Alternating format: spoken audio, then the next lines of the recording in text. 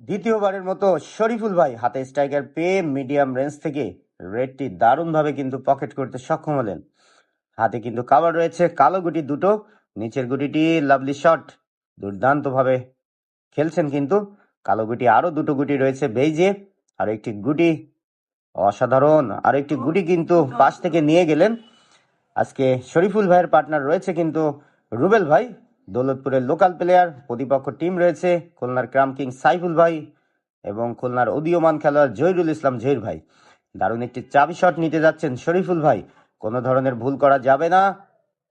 অসাধারণ খেলেছেন কিন্তু, তিনটি গুটি নিজের বাটে নিয়ে চলে এসেছেন। হাড্ডাহাড্ডি লড়াই চলছে খুলনার দৌলতপুরে 32 দলীয় ক্রাম টুর্নামেন্টে। মিডিয়াম রেঞ্জ থেকে লাভলি শট, হার্ট অ্যাটাক করার মতো শট ছিল, স্লো মশানে খেলেছেন।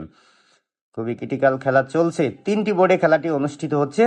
1000 টাকা এন্ট্রি ফিতে আবারও মিডিয়াম রেঞ্জ থেকে ডাবল ধরছেন, কিন্তু ভাগ্য সুপ্রসন্ন ছিল না, স্ট্রাইকটি কালো গুটি পর্যন্ত পৌঁছায়নি। তবে এক মারে কিন্তু দুটো গুটি নেওয়ার সুযোগ রয়েছে।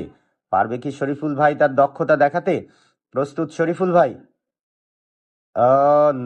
সরাসরি আঘাত আনলেন কালো গুটির উপরে, পরাস্ত হলেন। খুলনার উদীয়মান খেলোয়াড় জহিরুল ইসলাম জহির ভাইয়ের হাতে স্ট্রাইকার, মিডিয়াম রেঞ্জ থেকে স্ট্রাইকার ব্যাক নিলেন। আরো একটি গুটি, হোয়াট এ শট! ভাগ্য আজকে সহায় রয়েছে কেমন জানিস জহিরুল ভাইয়ের সাথে।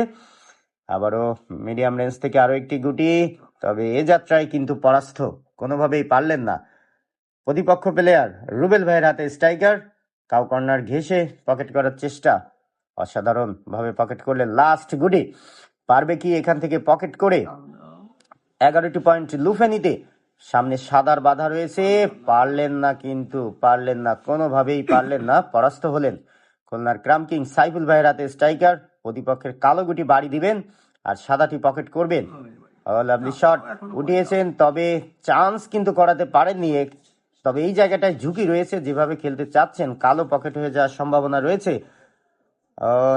কালোই কিন্তু পকেট করে ফেল